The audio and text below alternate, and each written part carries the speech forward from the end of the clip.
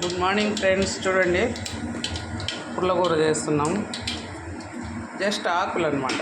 ఇది వచ్చి మెంతాకు, చుక్కాకు, కొత్తిమీర, కరివేపాకు, గోంగూర, తిరువాత గింజలు వేసుకొని ఆయిల్ పెట్టుకున్న తర్వాత ఆనియన్స్ వేస్తున్నాం.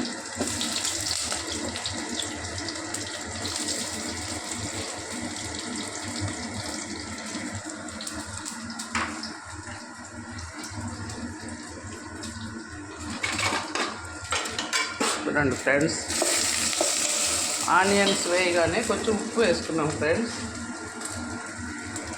చూడండి, ఈ మాత్రం. మళ్ళీ కావాలంటే సరి చూసుకొని వేసుకోవచ్చు, తొందరగా మగ్గిపోతాయి ఆనియన్స్.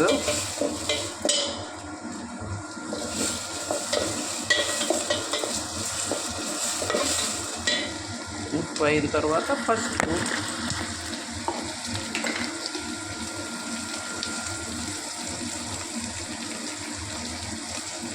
పసుపు ఫ్రెండ్స్. అంతా కలియబెట్టుకున్న తర్వాత పచ్చిమిర్చి వేస్తామండి. పచ్చిమిర్చి తుంపి పెట్టుకున్నాం. అట్లా వేస్తే చిట్లుతాయి కదా ఆయిల్లో వేయగానే. మనం పుల్లకూర రుద్దుకునే కూడా ఈజీగా ఉంటుంది. అన్నీ 2 ముక్కలుగా తుంచి వేసాను. చూడండి, పచ్చిమిర్చి ఇవి కొంచెం వేలుతోనే. ఇవి వచ్చి వంకాయలు, సొరకాయలు ఫ్రెండ్స్. బాగుంటుంది పుల్లకూర. ముక్కలన్నీ వేసేసుకున్నాం. ఇవి ఆల్రెడీ ఉప్పు నీళ్ళలో నానబెట్టుకున్నాం. పోసి కట్ చేసిన తర్వాత ఉప్పు నీళ్ళలో వేసుకున్నాం.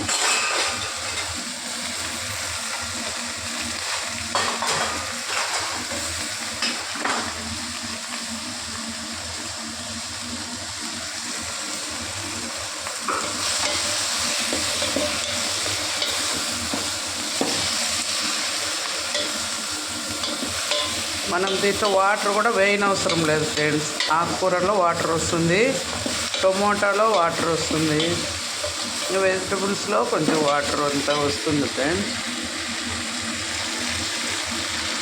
సో అదే సరిపోతుంది. మనం ఏం స్పెషల్గా వాటర్ ఏం వేయనక్కర్లేదు. పులుపు కూడా ఆల్రెడీ టమాటాల్లో పులుపు ఉంటుంది, గోంగూరలో పులుపు ఉంటుంది. ఇప్పుడు ఆకుకూర కూడా వేసేస్తున్నాం. ఇది మన చెట్లో కోసింది ఫ్రెండ్స్. ఇది వీడియో పెట్టాను 2 days ముందు. మొన్న ఈవినింగ్ కోసాను. నిన్న చేయాలని, కానీ నిన్న మా మనవాడు పప్పు అడిగాడు ఫ్రెండ్స్. సో పోస్ట్పోన్ అయింది. వాళ్ళకి పప్పు, సాంబారు, పప్పు చారు ఇవే కావాలి ఫ్రెండ్స్. పుల్లకూరలో ఎక్కువ మా వాడికి. చూడండి, ఇప్పుడు ఆకుకూర కూడా వేసేస్తున్నాం.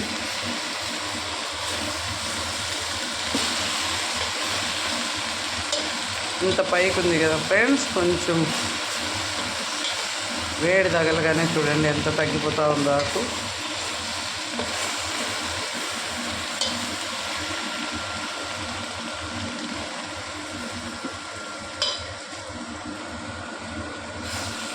టూ మంత్స్ పైన ఉంటుంది ఫ్రెండ్స్ గోంగూర వేసి. బాగా పెద్దగా అయిపోయినాయి. బకెట్లోనే వేసింది, కానీ చెట్లు అయితే బాగా పెద్దగా వచ్చినాయి. ఆకు కూడా బాగా ముద్దింది ఫ్రెండ్స్. సో పులుపు సరిపోతుంది. చింతపండు ఏం అక్కర్లేదు. ఒకవేళ మనం టేస్ట్ సరి చూసుకున్నా కొద్దిగా తక్కువ ఉందనుకోండి, కొద్దిగా నిమ్మరసం యాడ్ చేసుకుంటే సరిపోతుంది ఫ్రెండ్స్. టేస్ట్ పిల్లలకి విటమిన్ సి వచ్చినట్టు ఉంటుంది.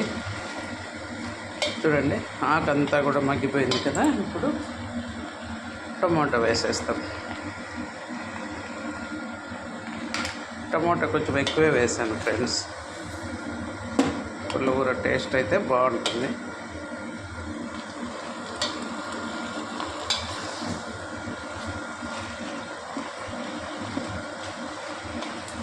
ఇంతే ఫ్రెండ్స్. ఇది ఇంకా ఒక 10 నిమిషాలు బాగా మగ్గిపోయిందనుకోండి, పుల్లకూర రెడీ.